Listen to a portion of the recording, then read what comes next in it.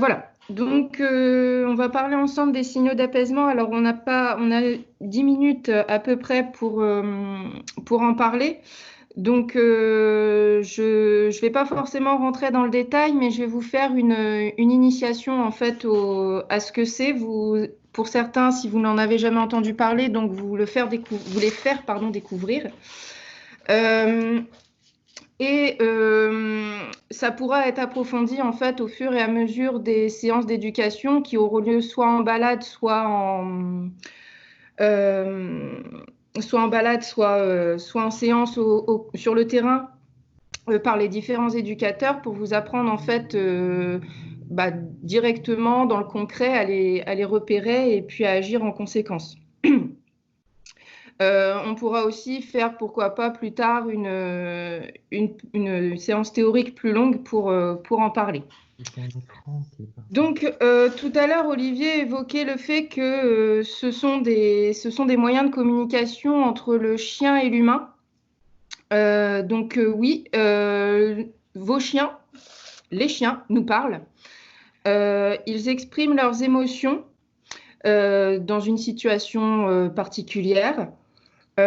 Évidemment, ils vont pas le faire verbalement. Ils vont pas nous dire j'ai peur ou ça ne me plaît pas, quoi que ce soit. Donc, ils le font d'une autre manière, ils le font avec leur corps. Ils le font à travers des mimiques, à travers des postures, à travers des gestuelles particulières, pour nous dire ce que tu es en train de me faire, ça ne me plaît pas, ça ne me va pas, ça ne me convient pas, ou j'ai pas envie maintenant, ou simplement ça me fait peur.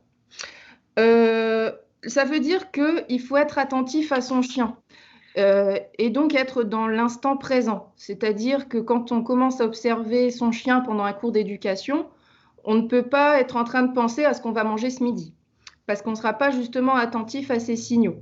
Il est donc important en fait d'être ancré dans le moment présent et observer son chien. Donc on va faire appel à votre côté observateur, plus ou moins affiné, mais au fur et à mesure en fait qu'on apprend à repérer ces signaux, on est un peu plus rapide pour les voir arriver et on les voit de plus en plus. Il faut comment dirais-je, pour les signaux d'apaisement, il faut aussi avoir une certaine ouverture d'esprit, c'est-à-dire en fait se dire que nos chiens sont capables de communiquer avec nous d'une autre manière. Et il faut aussi avoir une ouverture, mais là plus vers l'autre, qui va être de se dire, ces signaux me montrent que mon chien n'est pas capable de supporter telle chose ou n'est pas capable d'affronter telle situation. Et dans ce cas-là, ça nous apprend aussi à respecter notre chien et son individualité. Et j'insiste là-dessus parce que tous les chiens ne sont pas pareils. Ils ont tous leur propre tempérament, leur propre capacité à affronter les éléments du quotidien, les éléments de la vie. Alors, je disais donc, ces émotions sont exprimées par différents canaux, donc les canaux visuels, les canaux auditifs, les aboiements, etc., mais non verbaux, évidemment, et les canaux olfactifs. Nous, là, on va s'intéresser surtout aux canaux visuels, donc aux postures, mimiques et autres qui peuvent être exprimées par nos chiens. Alors, la fonction donc, de ces signaux, je vous l'ai un peu dit tout à l'heure, c'est de désamorcer une situation qui peut être conflictuelle ou anxiogène, entre chiens ou avec un humain.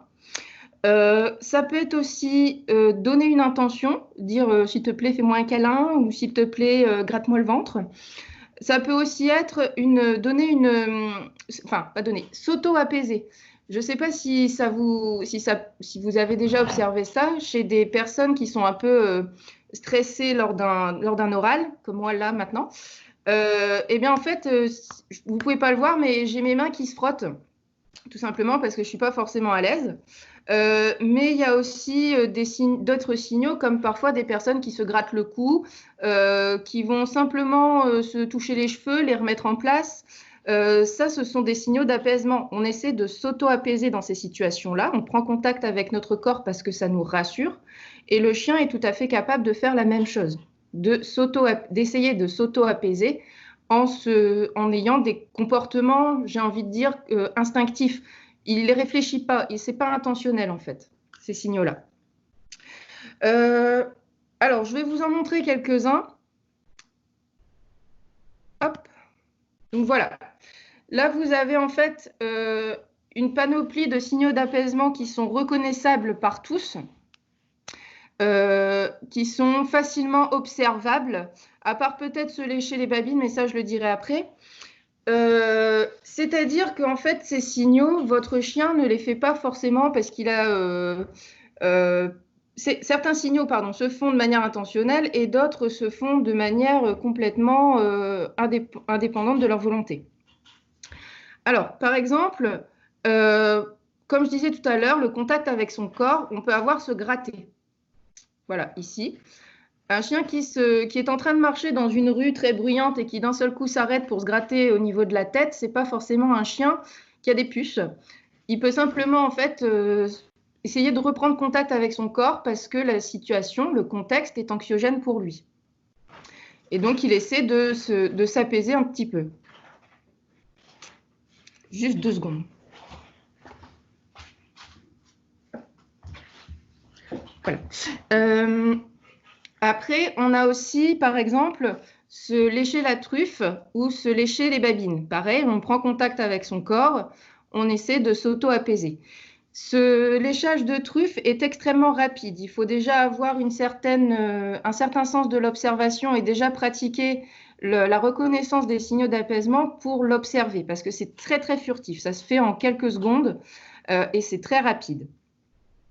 Vous avez par exemple aussi, alors du coup, je ne sais pas si vous allez le voir, donc, ouais, là.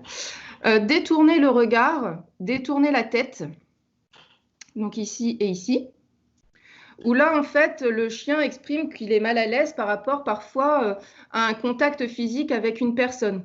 Votre chien est assis, vous voulez arriver et lui prendre la tête. Souvent, on a le chien qui recule et qui met sa tête sur le côté parce que c'est extrêmement désagréable, une approche aussi directe.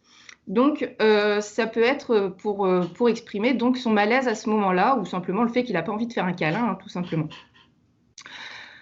Vous avez d'autres signaux comme se coucher ou s'asseoir. Par exemple, vous demandez à votre chien, vous êtes en train d'entraîner votre chien, par exemple, en agility. Vous lui demandez de passer une haie, mais juste avant, il s'arrête et s'assoit, par exemple. Ça peut être pour dire, bah, j'ai pas trop compris ta demande, qu'est-ce que tu veux que je fasse avec cette haie? Voilà. Donc, c'est parce que là, nous, on n'a pas été assez clair et le chien n'a pas compris. Donc, il a besoin de dire, s'il te plaît, répète un peu ce que tu viens de me dire. Sois plus clair. Vous avez aussi, par exemple, bâiller. Alors, c'est pas forcément que le chien est fatigué, ça peut être aussi pour exprimer un inconfort. Renifler, même chose. Vous avez aussi s'ébrouer, se secouer. Alors, c'est pas forcément non plus parce qu'il a des puces. Ou remuer la queue. Alors, pour tout le monde, c'est vrai que remuer la queue, le chien est content. Mais en fait, à la manière dont il va secouer la queue, la remuer en fonction de si elle est haute, si elle est basse, si elle remue à gauche, si elle remue à droite, ça va exprimer soit de la joie, soit aussi de l'inconfort. Là, il faut déjà être un petit peu plus chevronné à ce niveau-là pour observer, mais voilà, on peut déjà se dire si mon chien remue la queue, mais pas comme quand il est content, c'est qu'il y a peut-être un problème. Après, c'est vous aussi qui connaissez vos chiens et qui arrivez à voir si justement il est content ou à ce moment-là, pas du tout. Il y a aussi ici, en fait, si vous voyez, 2 chemins en bas du dessin. Là, on est plus sur des mouvements. Décrire des cercles, en fait, avancer en zigzag ou avancer sur le côté pour aller à la rencontre d'un autre chien. En fait, notre animal nous dit à l'autre, je suis pacifique, je viens tranquillement. Je viens pas t'agresser, je viens calmement. Et là, c'est pareil, en fait, la marche lente, c'est aussi un signal pour arriver de manière tranquille et apaisée vers l'autre et démarrer une interaction pacifique. Voilà. Pour les signaux les plus reconnaissables. Alors, il ne faut pas prendre non plus un élément et dire mon chien est mal à l'aise.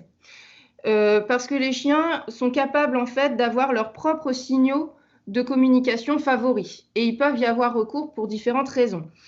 Si vous voulez savoir si votre chien a peur, par exemple, il faut prendre d'autres signaux de communication en considération. La posture des oreilles, la posture de la queue, la posture du chien. Est-ce qu'il est tendu? Est-ce qu'il est détendu? Est-ce qu'il est en position haute ou au contraire en position basse? Est-ce qu'il est ratatiné sur lui? Il faut aussi prendre en compte l'environnement. Où est-ce qu'on est? Est-ce qu'on est à la maison? Est-ce qu'il y a du bruit? Est-ce qu'il y a du passage? Il faut aussi prendre en considération le contexte. Qu'est-ce que je suis en train de faire et qu'est-ce qui a pu lui provoquer cette réaction d'apaisement? Par exemple, si vous êtes en train de brosser votre chien et qu'il est en train de bâiller, bah, ce n'est pas forcément qu'il est fatigué, c'est peut-être qu'il en a assez d'être brossé. Et donc à ce moment-là, on arrête tout simplement de brosser son chien. Voilà, ça c'est pour le contexte par exemple. En éducation, lorsqu'on est sur le terrain, c'est la même chose. Si votre chien passe son temps à renifler le sol, c'est pas forcément parce qu'il y a une odeur, ça peut être aussi parce que il y a trop de bruit, il y a trop de mouvement et il a besoin en fait d'un petit temps de pause pour revenir à lui et reprendre en cours la séance. Donc il a besoin en fait d'un petit temps de pause. Il faut faire aussi attention à la communication qui peut être altérée, notamment par la morphologie du chien. Je pense à ceux qui ont des chiens à face écrasée, les bulldogs, les boxers, etc. On peut moins, c'est moins facilement lisible pour les autres chiens et pour les humains sur certains signaux. Par exemple aussi les chiens qui ont les oreilles tombantes ou les chiens qui n'ont pas de queue. Ça peut être aussi parfois une altération parce que le chien a fait les mauvais apprentissages. J'y reviendrai un petit peu après. Donc voilà, c'est vraiment des premiers signaux dans la communication du chien qui visent à désamorcer une situation, à stopper quelque chose de désagréable ou à fuir un élément qui est anxiogène. Parce que justement, quand on regarde en fait ce qu'on appelle l'échelle d'agression, qu'on peut voir tourner parfois sur Internet de manière régulière, on observe qu'en fait, au tout en bas de l'échelle, on a des signaux d'apaisement. Se tourne ou s'assoit, tourne la tête sur le côté, cligne les yeux, etc. C'est en fait les premiers signes qu'un chien n'est pas à l'aise et qu'il demande à ce qu'on arrête ce qu'on est en train de faire. Plus on va monter, plus les signaux sont importants et sont visibles. Et puis, on augmente en intensité. Un chien qui a peur va chercher à s'éloigner. Il va se déplacer lentement, plaquer les oreilles en arrière. Donc, c'est là où je vous ai dit, il faut vraiment faire attention à tous les signaux qu'on peut voir. Il peut se courber, s'abaisser, etc., s'allonge. Et là, vous voyez que tout en haut de l'échelle, on a grogne, mort sans attraper la peau et mort. Là, vous voyez tout en haut. Donc là, en fait, c'est la phase ultime pour faire éloigner quelque chose dont il a peur ou dont il n'a pas envie de voir en face de lui. Là, c'est pour faire fuir. Là, c'est plus j'aimerais fuir, aide-moi à fuir, ou je fuis parce que j'ai pas envie d'aller au conflit. Là, c'est une situation qui peut être fermée. Le chien n'a pas possibilité de fuir. Les maîtres n'ont pas écouté les signaux de leur chien et ont continué à interagir, à contraindre ou à l'amener vers la chose dont il a peur. Et donc, c'est le dernier rempart pour faire fuir ce qui fait peur, c'est la morsure. Je rappelle quand même que moins le chien exprime ces signaux-là, ça veut dire que le chien n'a jamais été écouté. Ça veut dire que le chien n'a jamais été observé et qu'on n'a jamais tenu compte de ces signaux-là. Et donc la morsure, ça veut dire qu'elle peut être évitée si on tient en compte toutes ces observations juste avant. Le fait d'écouter son chien et de dire je stoppe une interaction ou si quelque chose te fait peur, je m'en éloigne, c'est respecter son chien, c'est respecter son individualité, c'est respecter ses peurs, le respecter lui en fait tout simplement. C'est aussi renforcer son lien de confiance avec son chien puisqu'on ne va pas le forcer. On va au contraire l'écouter. L'écoute, c'est important en fait dans toutes les relations, que ce soit entre humains ou entre humains et chiens, parce que c'est la base d'une relation sereine et agréable. Moins on va l'écouter, moins il aura confiance en nous et plus il va essayer de se débrouiller tout seul et arriver donc à ses extrémités. C'est donc en fait aussi, et je terminerai là-dessus, le fait d'écouter son chien et de respecter ses signaux d'apaisement, c'est vraiment renforcer son lien de confiance, renforcer votre complicité, renforcer aussi sa confiance en lui, parce que ça veut dire qu'il est écouté, et comme il sait qu'il est écouté, il sera plus expressif. Et il voudra communiquer plus avec vous. Voilà, je terminerai là-dessus.